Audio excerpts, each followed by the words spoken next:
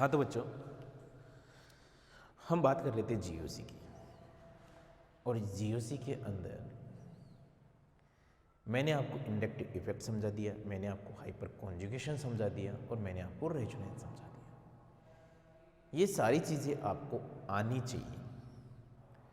Graduation से आप PG के अंदर आए हो तो ये इन दोनों के बीच की कड़ी है जो आपको जोड़े हुए रखेगी। ये बेसिक आपको पता होना चाहिए। अब आप मेंशन कीजिए unit first. Unit first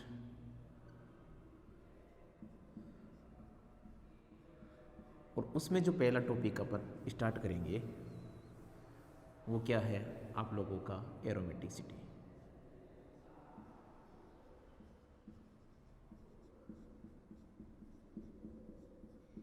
aromaticity topic में मेंशन कीजिए एरोमेटिसिटी। आज हम समझेंगे इसको कि ये एरोमेटिक कंपाउंड क्या है। व्हाट इज एरोमेटिक कंपाउंड, इनके करेक्टरिस्टिक्स क्या होते होंगे, इन सब चीज़ों के ऊपर अपन बात करेंगे। ध्यान देना, यहाँ से एरोमेटिसिटी से कई बार क्वेश्चन पूछा गया है। अपनी यूनिट फर्स्ट जहाँ से अपन स्टार्ट कर रहे हैं उसका पहला जो टॉपिक है वो ही अपने लिए क्या है, एरोमेटिसिटी। ये एरोमेटिसिटी वगैरह पढ़ने के लिए हमें रेजोनेंस वगैरह पता होना चाहिए। लेकिन ध्यान देना, इस रेजोनेंस का मतलब कभी ये मत बना लेना कि वो किसी के अंदर रेजोनेंस हो रहा हो तो वो कंपाउंड एरोमेटिक है। आई बात समझ में? तो सबसे पहले यहाँ पर कुछ स्टेटमेंट होंगे जो लिखे जाएंगे, उसके बाद में हम इनको समझेंगे। आप मेंशन कीजिए characteristics of aromatic compound. Aromaticity में मेंशन कीजिए characteristics of aromatic compound.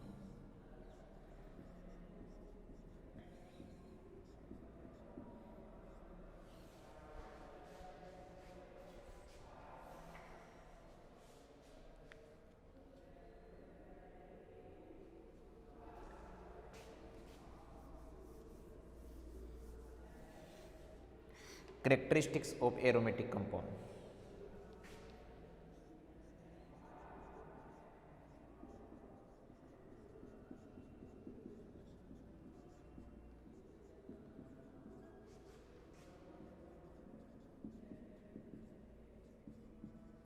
Characteristics of aromatic compound. Mention कीजिए topic characteristics of aromatic compound.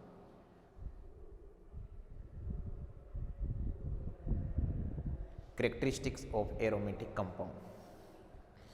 इस एरोमेटिक कंपाउंड की करेक्टरिस्टिक्स क्या क्या हैं, क्या क्या नहीं है, इसके ऊपर अपन बात करेंगे। अरे बात सुन, तो फर्स्ट मेंशन कीजिए these are cyclic in nature. जो एरोमेटिक कंपाउंड है उसकी कंडीशन ये होनी चाहिए कि these are cyclic in nature. First mention कीजिए these are cyclic in nature. First जो करेक्टरिस्टिक्स है वो है these are cyclic in nature. Cyclic in nature, these are cyclic in nature. Second जो करेक्टरिस्टिक्स है वो है these are planar. These are planar, ये सेकंड करेक्टरिस्टिक्स है। वो पूछता है करेक्टरिस्टिक्स, एरोमेटिक कंपाउंड की करेक्टरिस्टिक्स पूछता है अभी। तो these are cyclic in nature, second है दीज आर प्लेनर।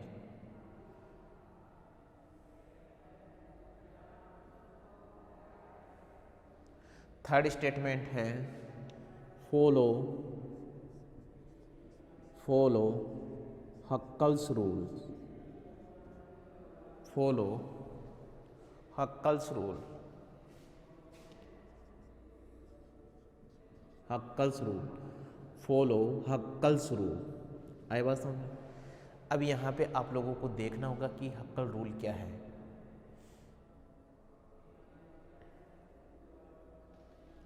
तो यहाँ पर मेंशन करना हक्कल rule.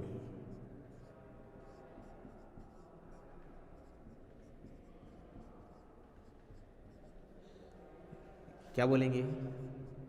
According to this rule, according to this rule compound possess 4n+2 pi delocalize 4n+2 pi delocalize electron. According to this rule, compound possess 4n+2 pi delocalize electron. और यहाँ पर n is equal to कितना है 0 1 2 3.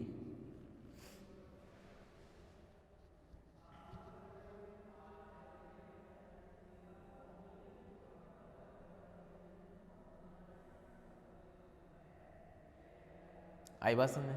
According to this rule compound possesses 4n+2 pi delocalize electron. ठीक है. That means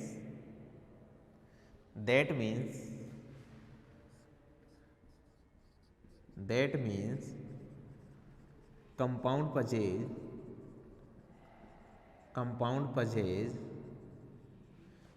0 value रखिए तो कितना compound पजेज 2 pi 6 pi 10 pi delocalize electron delocalize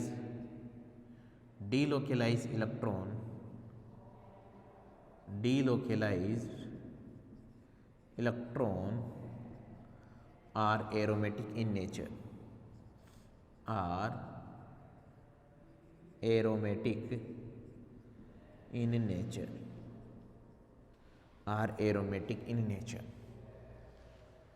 follow Huckel rule. Huckel rules में लिखना कि भाई according to this rule compound possesses 4n+2 pi delocalize electron.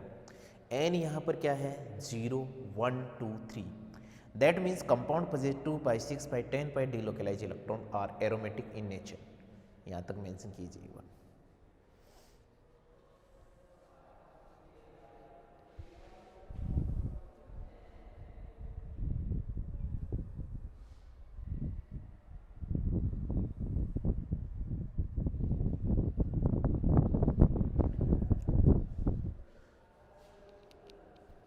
Mention कर लिए.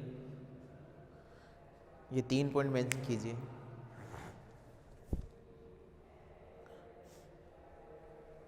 फोर्थ पॉइंट मेंशन कीजिए भी यहाँ पे कर लिया होगा. यहाँ पे फोर्थ पॉइंट मेंशन कीजिए.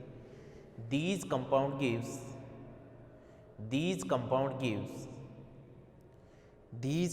gives aromatic electrophilic substitution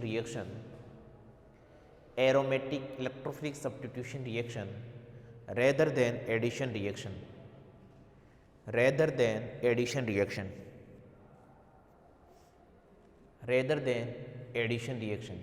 Even they possess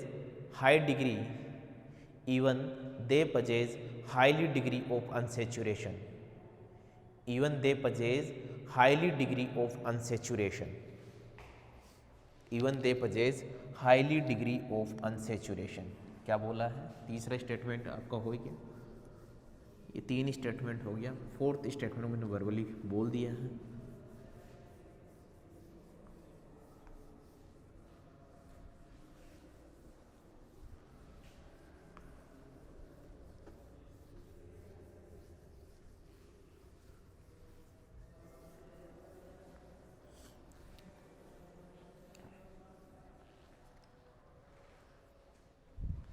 क्या बोला है कि these compound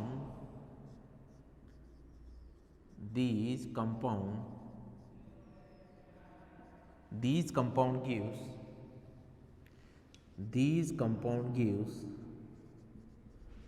aromatic electrophilic substitution reaction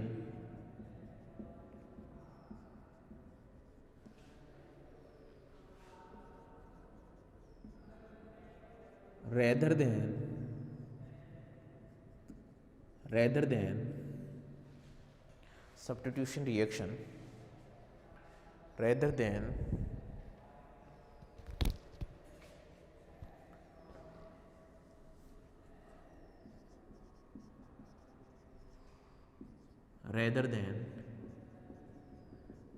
addition reaction.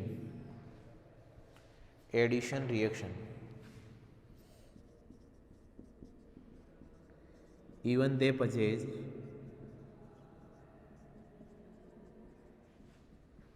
highly degree of unsaturation.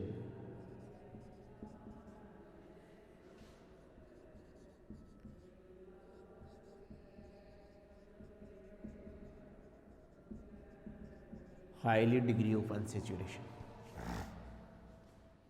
अब ऐसा क्यों नहीं होता? क्योंकि ध्यान देना, ऐसा होने पर यदि वो एडिशन रिएक्शन देने लग गया तो उसकी जो एरोमेटिसिटी है वो वोलेट हो जाएगी। आई बात समझ? इसलिए ये क्या नहीं करता, एडिशन रिएक्शन नहीं देता है।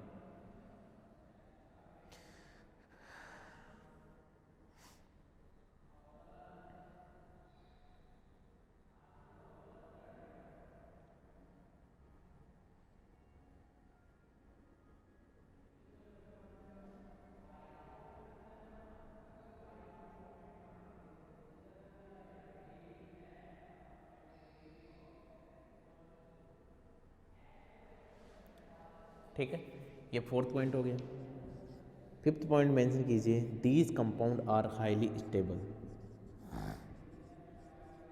These compound are highly stable.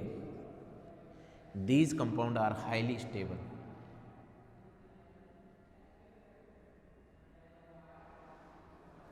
Next mention कीजिए, these possess diamagnetic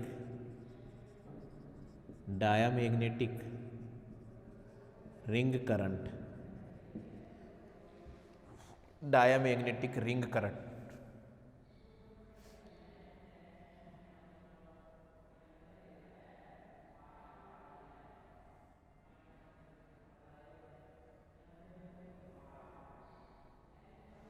next mention कीजिए, each atom in the ring is sp2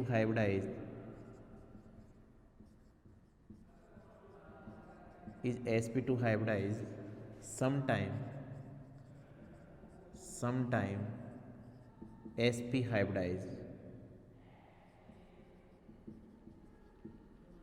sometime sp hybridize mention कर लीजिए। ये किसी भी एरोमेटिक कंपाउंड की क्या है, करेक्टरिस्टिक्स हो गई भैया।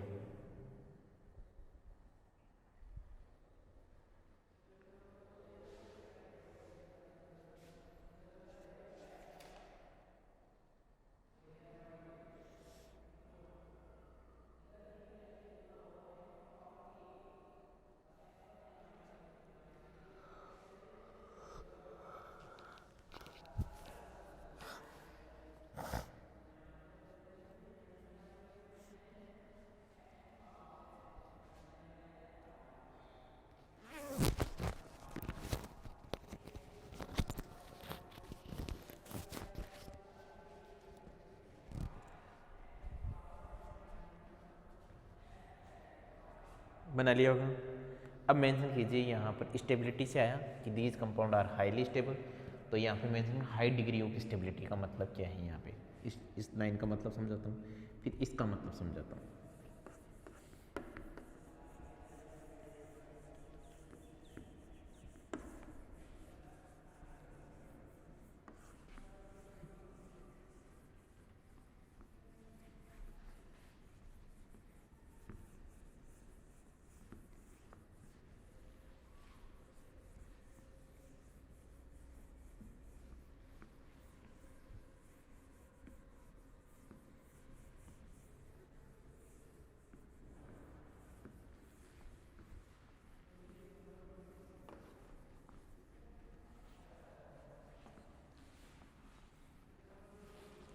मेंशन कीजिए high degree of stability.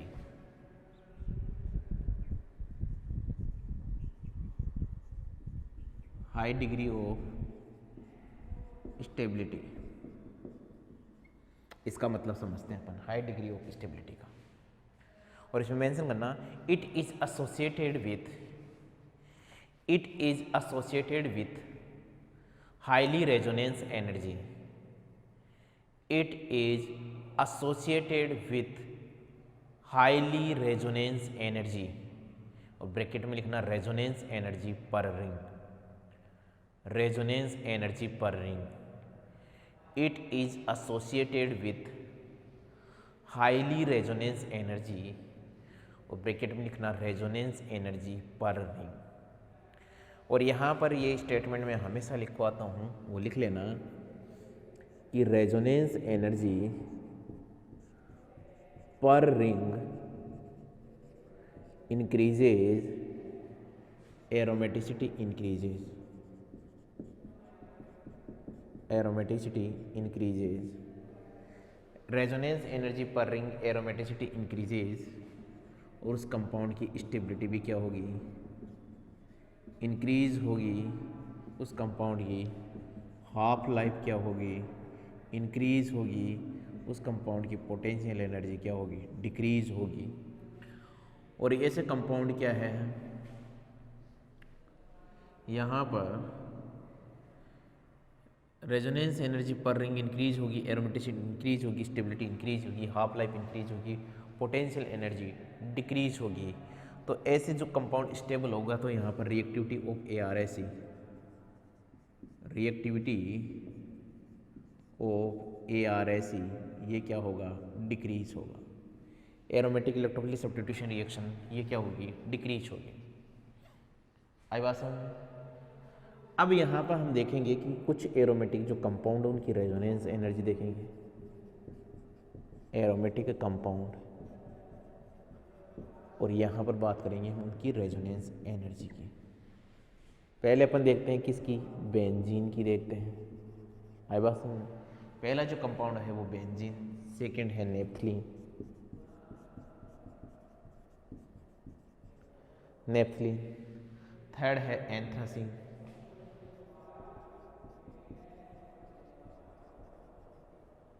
Anthracene, और फोर्थ है तुम्हारे पास में फिनेंथ्रीन.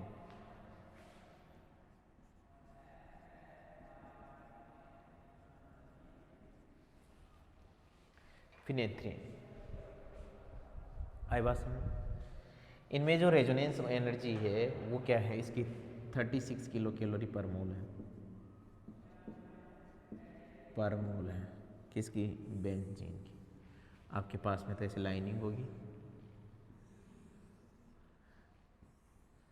जो नेप्थलीन है उसकी होती है 64 किलो कैलोरी पर मोल. जो एंथ्रासीन है उसकी होती है 84 किलो कैलोरी पर मोल, और ये होती है 91 किलो कैलोरी पर मोल. आई बात समझ में. जो बेंजीन है, इस बेंजीन की स्ट्रक्चर क्या होती है, ये पर रिंग की बात की है, लेकिन ये तो क्या है, 2 रिंग की रेजोनेंस एनर्जी है. यहाँ पर ये 3 रिंग की रेजोनेंस एनर्जी है. यहाँ पे भी 3 रिंग की रेजोनेंस एनर्जी है.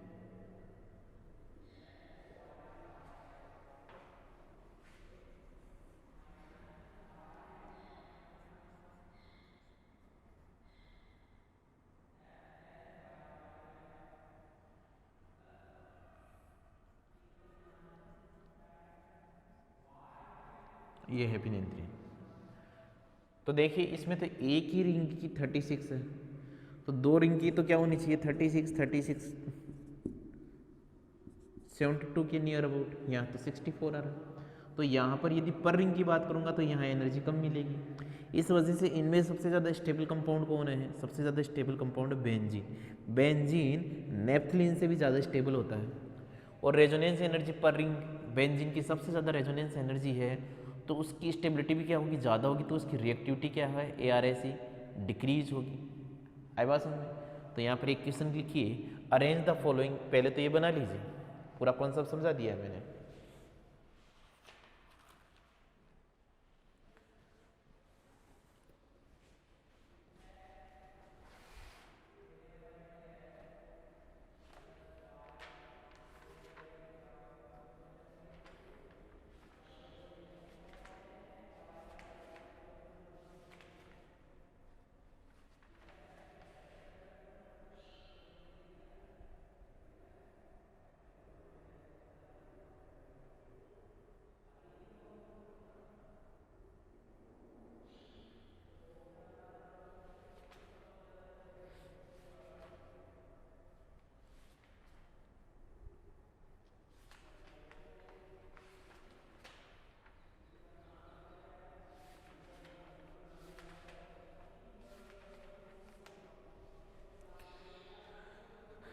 बना लिया। अब इसमें मेंशन कीजिए arrange the following decreasing order of the aromaticity.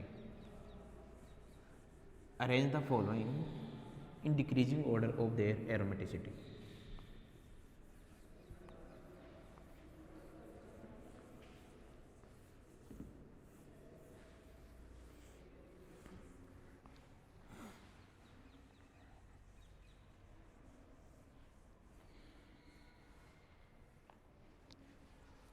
Arrange the following in decreasing order of their aromaticity. Question लिखिए arrange the following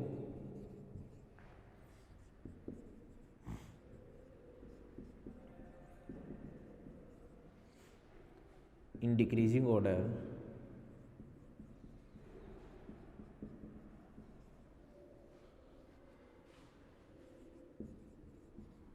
of their aromaticity।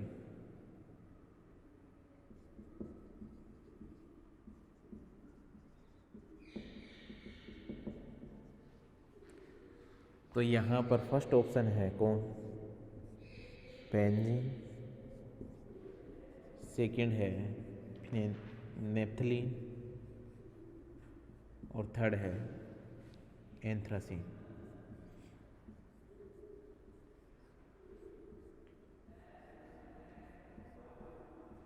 यहाँ पर एरोमेटिसिटी का जो ऑर्डर होगा वो क्या होगा, फर्स्ट का सबसे ज़्यादा, फिर सेकंड का, फिर थर्ड का, क्योंकि आपको कॉन्सेप्ट मैंने ऊपर समझा दिया था, बना लीजिए इसको।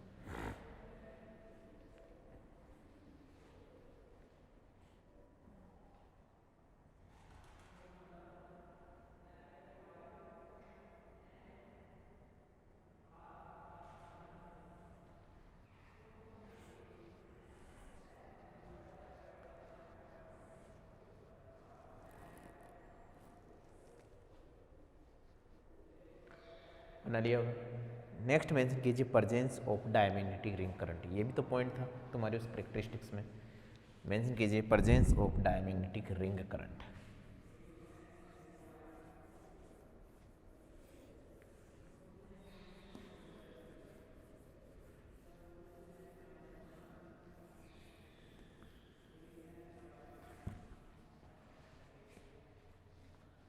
Presence of diamagnetic ring current.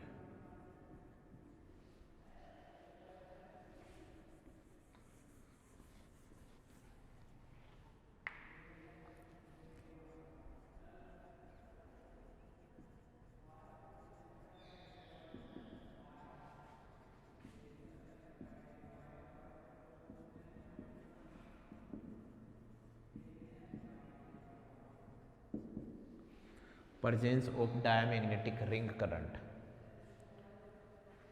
Diamagnetic ring current, ठीक है। और लिखना it can be explain by the help of Prost cycle. इसको डिटेल में और बताऊंगा। It can be explain by the help of Prost cycle, by the help of Prost circle. It can be explain by the Prost circle. It can be explained by the Prost circle। Prost circle, ठीक है। Diamagnetic ring current, Prost circle. यहाँ पे देखना प्रोस्ट diagram को और अच्छे से बाद में बात करेंगे। ये जो कंपाउंड है, यदि मैं इसकी बात करूँ तो यह है एरोमेटिक, इसकी बात करूँ तो ये है एंटी एरोमेटिक,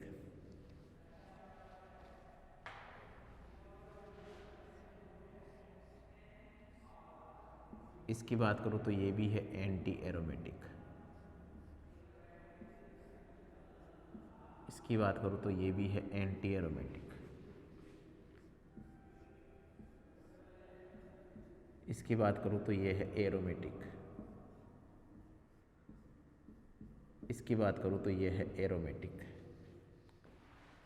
तो प्रोस्ट जब डायग्राम अपन बनाएंगे इनका, तो देखिए सबका अपन बनाते हैं एक एक का 1 बाय 1। ये एक सर्किल बना लिया मैंने और यहाँ पे जो भी कंपाउंड को ऐसे मेंशन कर लिया, ठीक है। और फिर क्या देखा कि यहाँ पे इनके मिड से एक लाइन बनाई मैंने क्रॉस डायग्राम की। तो ये जो नीचे वाला पोर्शन है इसे बोलते हैं बॉन्डिंग मोलिकुलर ऑर्बिटल, इसे बोलते हैं नॉन बॉन्डिंग मोलिकुलर ऑर्बिटल। और जो ये अपर ये हैं इन्हें बोला जाता है एंटी बॉन्डिंग मोलिकुलर ऑर्बिटल। अब यहाँ पर जो इलेक्ट्रॉन है आप देखिए इस सर्किल में कितने पाई इलेक्ट्रॉन है, 2। तो यहाँ पर ये 2 इलेक्ट्रॉन मैंने मेंशन कर दिए किसके अंदर, ये BMO में। अभी कैलकुलेशन निकालेंगे इसका। फिर ऐसे ही हमने एक सर्किल और बनाया और मैंने मेंशन कर दिया किसको, ये। और इसमें आप देखिए ये तुम्हारे पास में BMO पोर्शन है, आई बात समझ, ये NBMO पोर्शन है। तो यहाँ पे देखिए डबल बॉन्ड की इलेक्ट्रॉन 2 तो, और 2 नेगेटिव की वजह से तो 2 तो आ गए यहाँ पे। अब जो यहाँ आएंगे तो यहाँ सेम एनर्जी का है, तो एक इलेक्ट्रॉन यहाँ आएगा, एक इलेक्ट्रॉन यहाँ आएगा, ये एंटी एरोमेटिक में हुआ। फिर देखना इसके लिए क्रॉस डायग्राम बनाइए।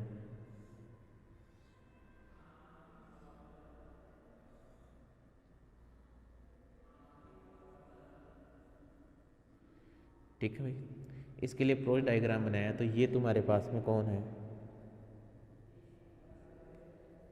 ये NBMO हो गया। कितने इलेक्ट्रॉन है, 4। तो देखो 2 तो यहाँ पर है।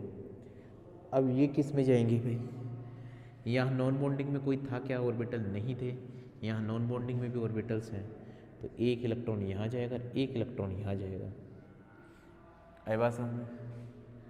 फिर और चलिए,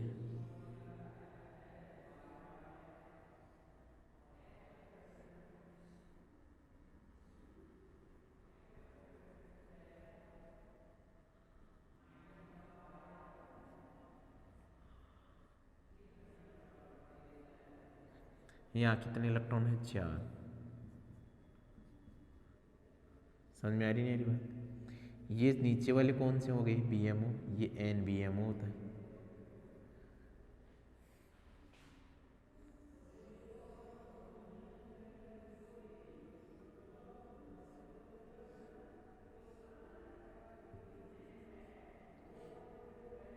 कितने इलेक्ट्रॉन है, 6।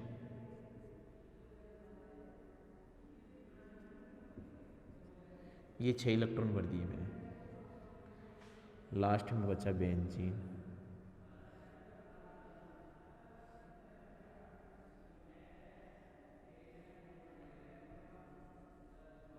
ये नॉन बॉन्डिंग मोलिकुलर ऑर्बिटल है।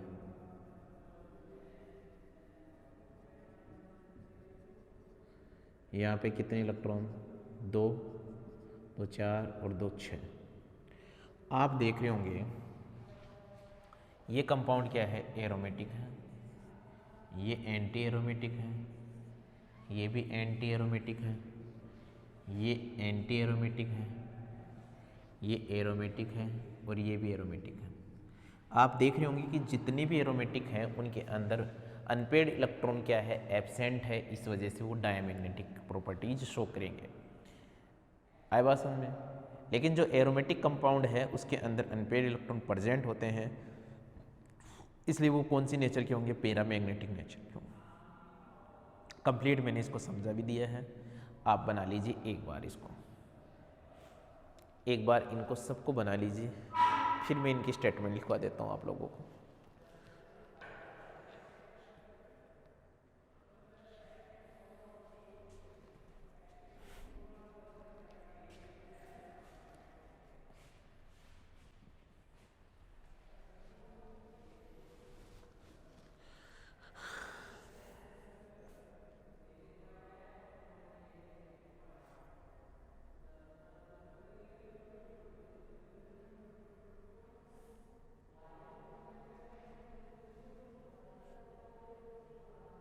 बनाओ फटाफट।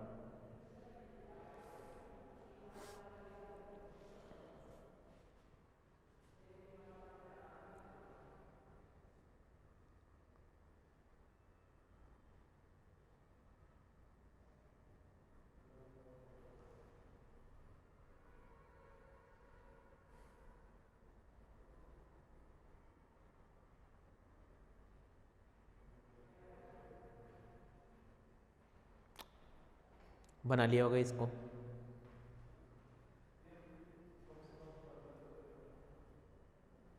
तो इसमें मेंशन कीजिए, बना लिया होगा सबने, इसमें मेंशन कीजिए aromatic compound does not have, aromatic compound does not have unpaired electron,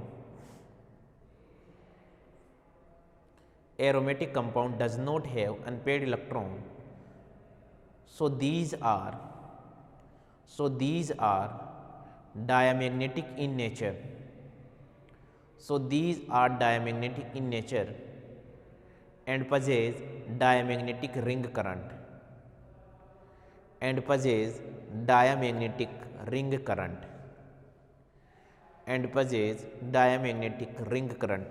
इसी में आगे मेंशन कीजिए anti aromatic compound, anti aromatic compound पजेज 2 unpaired electron, हमेशा 2 अनपेड इलेक्ट्रॉन रखेगा, possess 2 unpaired electron, so these are paramagnetic in nature,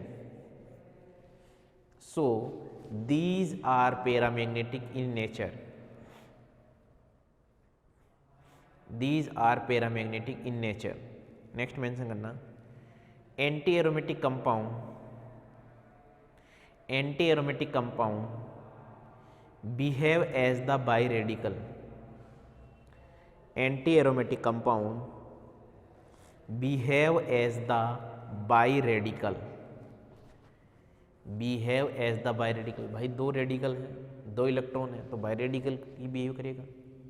next mention करना in anti aromatic compound, in anti-aromatic compound these two unpaired electron lies in bonding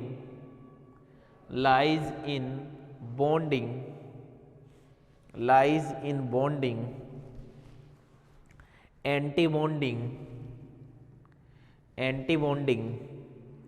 and non-bonding molecular orbital, and non-bonding molecular orbital, and non-bonding molecular orbital। ये लो भैया, ये aromatic जो compound हैं उनकी एक characteristics complete हुए, aromatic compound के characteristics complete हुए। अब यहाँ पे मेंशन कीजिए classification of compound, classification of compound, classification of compound.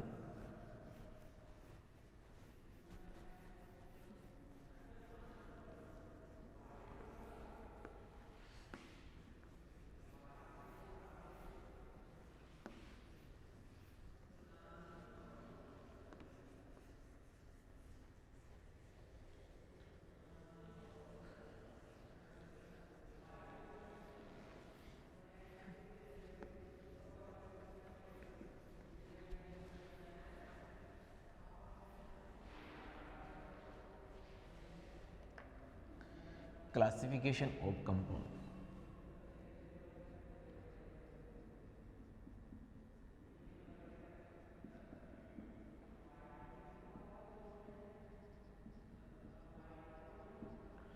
Classification of compound.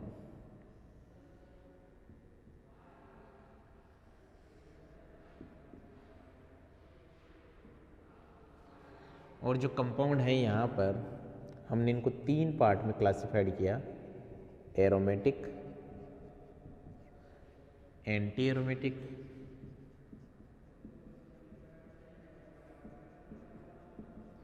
और non aromatic. Aromatic, anti aromatic और नॉन एरोमेटिक, एक बार इसको बनाइए।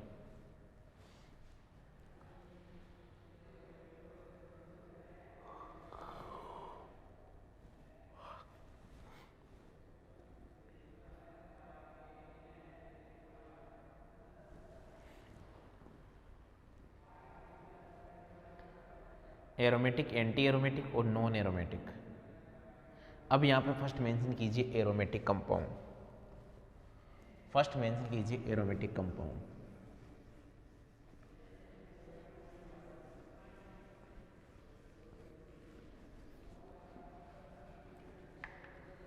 Aromatic compound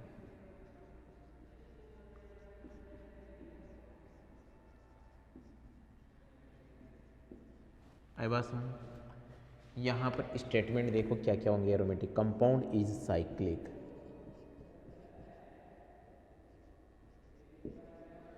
compound is cyclic. Second statement, each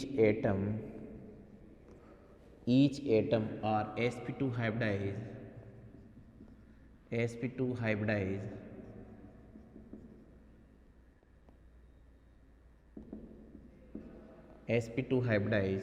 in cyclic ring,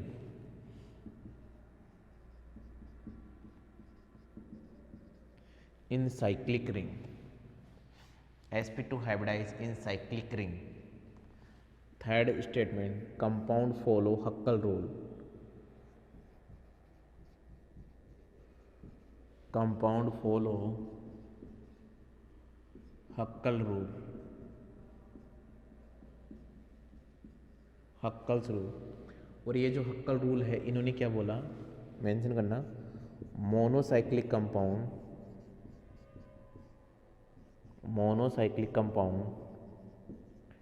possess monocyclic compound possess 4n plus 2 pi delocalized electron are aromatic in nature,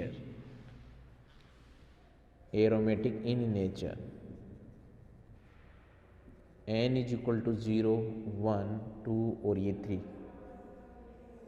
ठीक है, तो n is equal to 0 that means 2 pi electron, n is equal to 1 that means 6 pi electron, n is equal to 2 10 pi electron, n is equal to 3 14 pi electron. आप इस फॉर्मूले में value रख लेना, value ये आएगी। यहाँ तक बनाइए एक बार।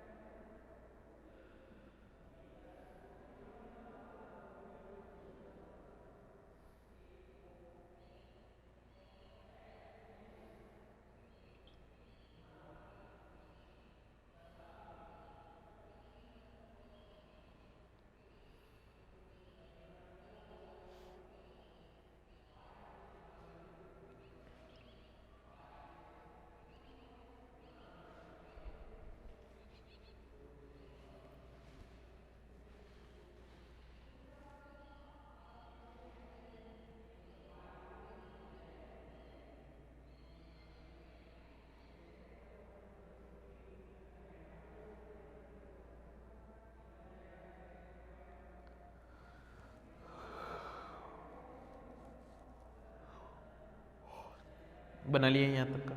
इसी के अंदर एक स्टेटमेंट और लिखना है, इसका मॉडिफाई फॉर्म।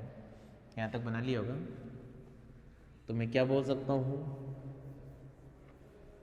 कि ये भी तो बोल सकता हूँ यहाँ पर कि monocyclic compound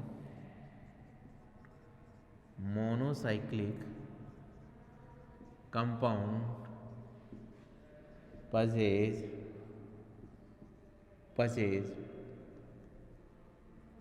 2 pi 6 pi 10 pi and 14 pi delocalized electron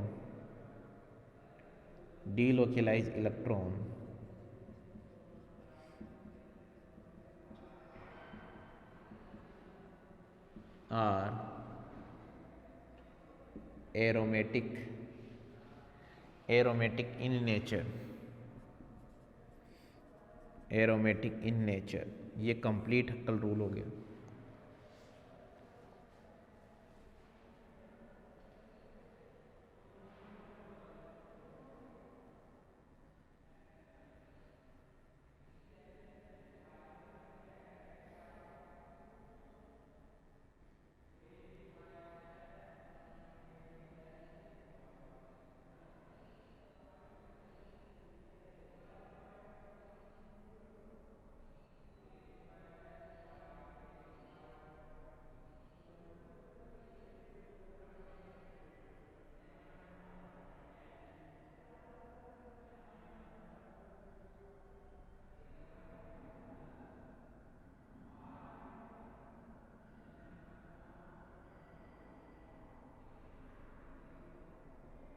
बना लिया। अब मेंशन कीजिए नेक्स्ट लाइन यहाँ पर, फोर्थ स्टेटमेंट मेंशन कीजिए।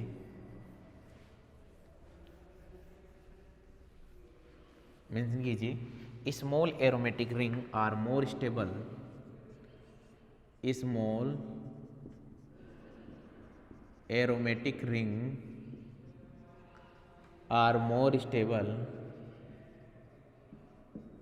Then the large ring, than the large ring, small aromatic ring are more stable than the large ring। इसको भी समझेंगे बाद में। ये स्मॉल एरोमेटिक रिंग ज़्यादा स्टेबल होती है इस लार्ज रिंग से।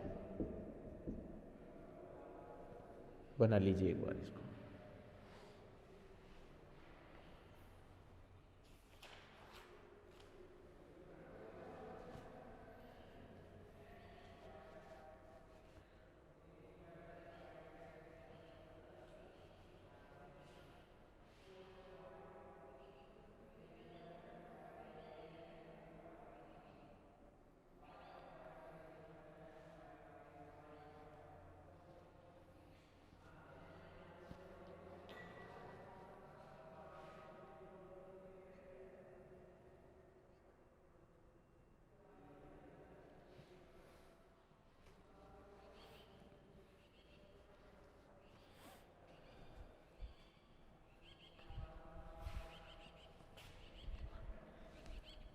बना लिया यहाँ तक। ये एरोमेटिक कंपाउंड को समझा दिया है, क्लासिफिकेशन कर दिया है कि कंडीशन क्या होगी एरोमेटिक कंपाउंड के लिए। अब मेंशन कीजिए anti aromatic compound.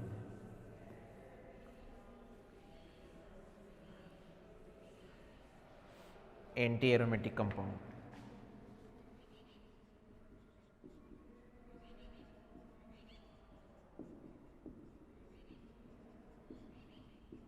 Anti aromatic compound, और इसमें लिखना cyclic compound पजेज, cyclic compound पजेज 4n pi delocalized electron.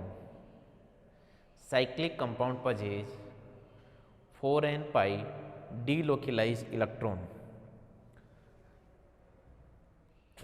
Again repeat कर रहा हूं मैं। Cyclic compound पजेज 4n pi delocalized electron. क्या बोला? साइक्लिक कंपाउंड पजेज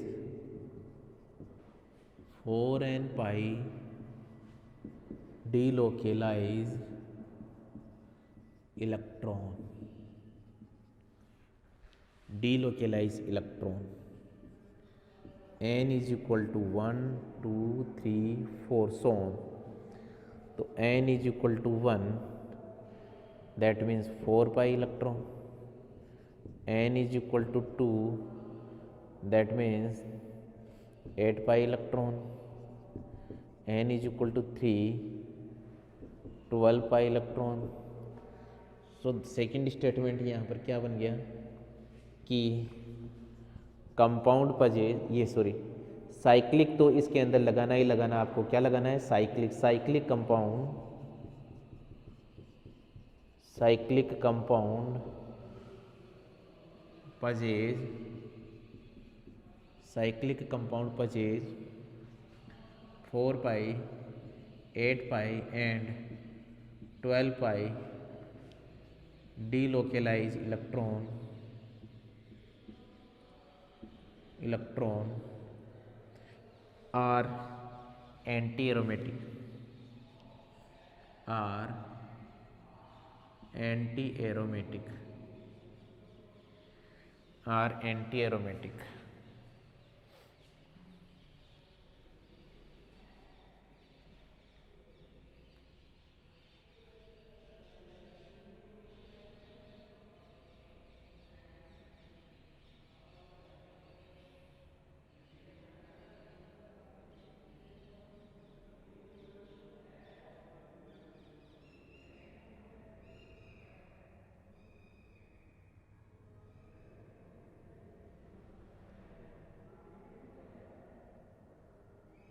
तीसरा स्टेटमेंट लिखिए, large anti aromatic ring are more stable than the small anti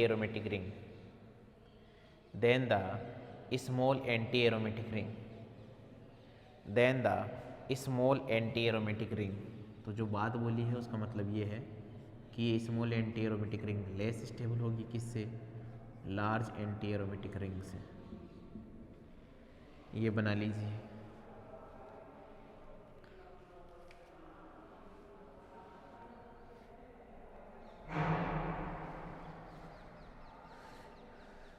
next mention कीजिए, characteristics में और मेंशन कीजिए, anti aromatic compound पजेज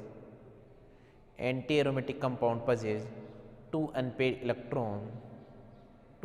electron, so these are paramagnetic in nature,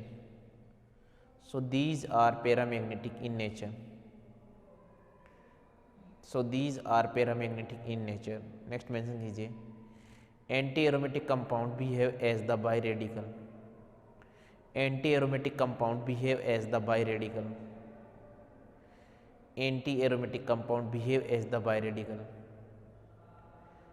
next mention कीजिए, in anti aromatic compound these two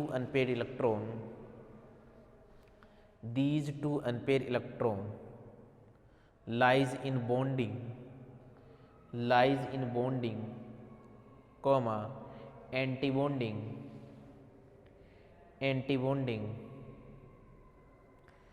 and non-bonding molecular orbital.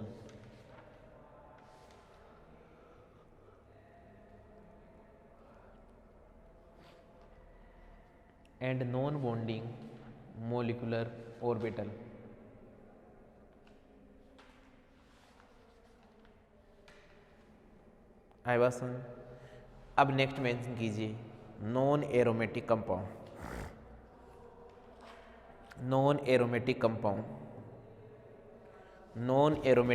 Mention कीजिए, non aromatic compound.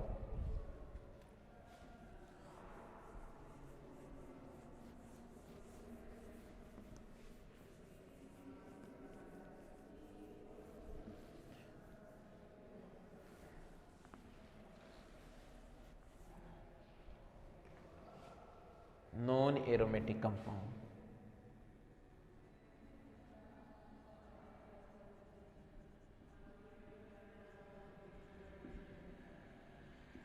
और इसमें लिखना कि all acyclic compound,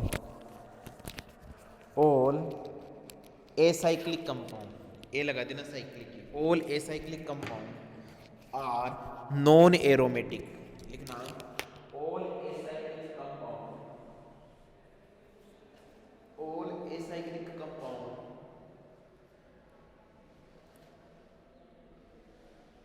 are non aromatic.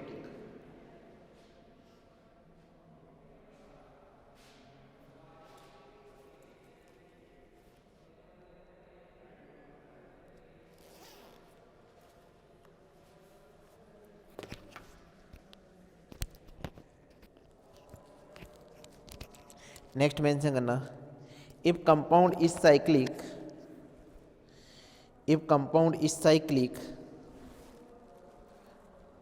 if compound is cyclic and possess odd number delocalized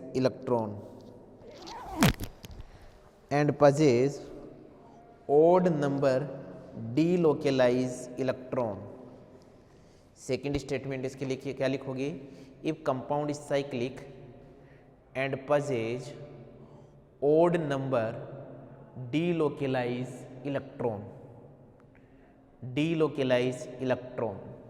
तो यहाँ पे delocalized odd electron का मतलब क्या हो गया कि तुम्हारे पास में ये डबल बॉन्ड और यहाँ पर एक बायरेडिकल है। आई बात समझ में? तो इस कंपाउंड को आप किस कैटेगरी में डालोगे, नॉन एरोमेटिक की कैटेगरी में आप डालोगे। नेक्स्ट मेंशन कीजिए, if compound is cyclic compound is cyclic and possess 4n plus 2 pi 4n plus 2 pi or 4n pi electron and possess 4n plus 2 pi or 4n pi electron but delocalization does not take place over the complete ring तो ये 3 statement आप याद रखना किसके, non aromatic के। ये क्या है, ये जो सिस्टम है इसके अंदर जो इलेक्ट्रॉन है वो 4n पाई इलेक्ट्रॉन भी हो सकते हैं डीलोकी, और 4n प्लस 2 पाई इलेक्ट्रॉन भी हो सकते हैं और 4n पाई इलेक्ट्रॉन भी हो सकते हैं। बट जो डीलोकलाइजेशन है वो कंप्लीट रिंग पे नहीं हो पा रहा है, इस वजह से ये नॉन एरोमेटिक की कैटेगरी में आ गया है। आई बात समझ में। नेक्स्ट यहाँ पे मेंशन कीजिए other non aromatic compound, mention कीजिए other non aromatic compound, other non aromatic compound. Example अपन देखते हैं, एग्जाम्पल जिनको आप हमेशा याद रखोगे, वो एरोमेटिक या एंटी एरोमेटिक लगते हुए भी वो नॉन एरोमेटिक है, क्यों है क्यों नहीं है, इनके पीछे लॉजिक क्या है, उसके ऊपर हम बाद में बात करेंगे। आज तो जब आपको ये कहा जा रहा है कि ये नॉन एरोमेटिक है तो एक बार उनको आप याद रखना। पहला जो कंपाउंड है आपका नॉन एरोमेटिक का, अब ये क्यों है नॉन एरोमेटिक, इसके पीछे क्या लॉजिक है, ये अपन बाद में समझेंगे, ठीक है। इसे बोलेंगे cyclo octa tetraene, cyclo octa tetraene, COT cyclo octa tetraene. पहला एग्जाम्पल ये नॉन एरोमेटिक कंपाउंड है। सेकंड एग्जाम्पल दो 5 मेंबर रिंग आपस में फ्यूज हैं, इसे बोलेंगे पेंटालीन, ये भी क्या है, नॉन एरोमेटिक है। आई बात समझ में। देखो आपके बिहाफ में मैं समझा दूंगा, इनको होना क्या चाहिए था ये एंटी एरोमेटिक, लेकिन हो क्या गया ये नॉन एरोमेटिक। देखेंगे इसके ऊपर हेप्टालीन, दो 7 मेंबर रिंग आपस में फ्यूज है, हेप्टालीन।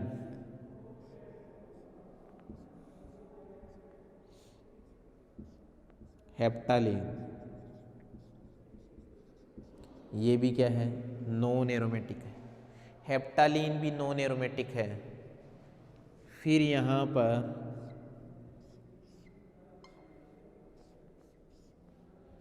ये 10 एलुनीन,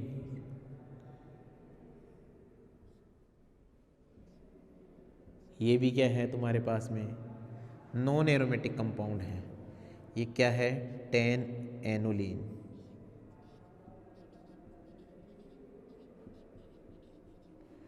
ठीक है, इसको ये देख लेना कैसे लिखा गया है।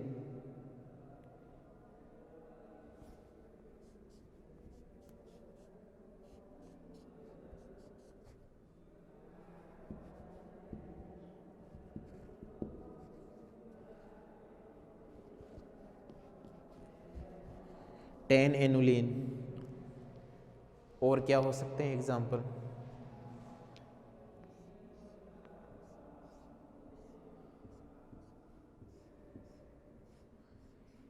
ये भी ध्यान देना, नॉन एरोमेटिक का एग्जाम्पल है, ये भी नॉन एरोमेटिक है।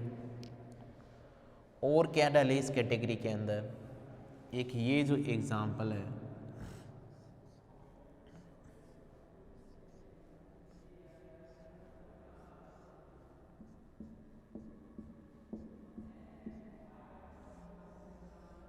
ये जो तुम्हारे पास में ये ब्रीजिंग जो एग्जाम्पल यहाँ पे ब्रीजिंग जो मैंने लगाई है, ये भी किसका एग्जाम्पल है? नॉन एरोमेटिक के, मतलब ब्रीजिंग एक इधर हो और ब्रीजिंग एक इधर हो। इसको भी मैं समझा दूंगा। तो पहले तो ये सारे कंपाउंड एक बार बना लीजिए आप लोग। ये सारे के सारे एग्जाम्पल हैं नॉन एरोमेटिक के। कैसे हैं कैसे नहीं हैं इनके ऊपर बाद में डिस्कशन करेंगे हम।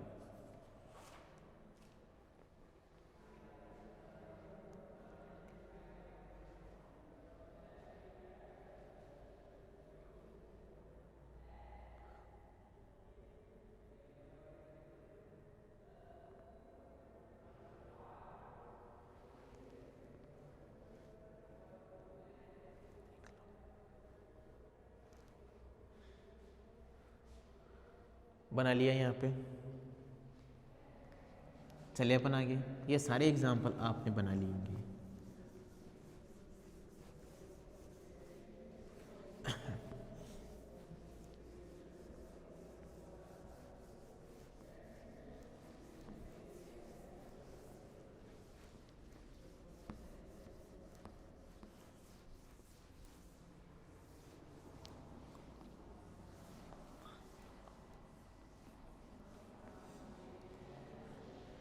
अब यहाँ पर मैंने आपको समझा दिया एरोमेटिक कंपाउंड क्या है, मैंने आपको समझा दिया एंटी एरोमेटिक कंपाउंड क्या है, मैंने आपको समझा दिया नॉन एरोमेटिक कंपाउंड क्या है। अब इनका कैलकुलेशन भी तो आना चाहिए हम लोगों को, कि कैसे डिसाइड करोगे कि ये एरोमेटिक है कि एंटी एरोमेटिक है, ये निकालना भी तो आना चाहिए हर चीज़ को। तो अब मेंशन कीजिए कैलकुलेशन ऑफ पाई इलेक्ट्रॉन। सबसे पहले calculation of pi electron.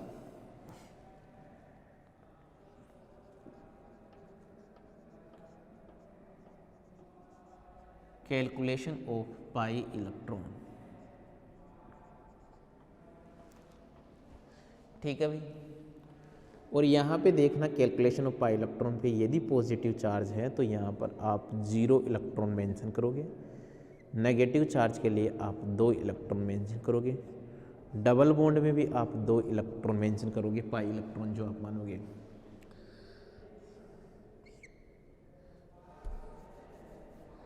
Triple bond कहीं पे आ रहा है तब भी यहाँ पर 2 इलेक्ट्रॉन मेंशन करोगे।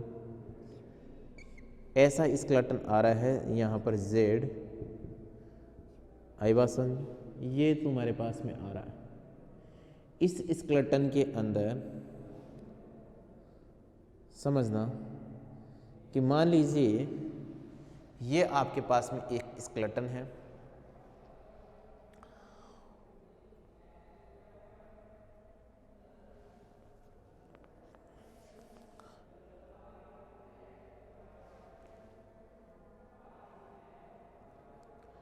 तो इस केस में क्या है, जैसे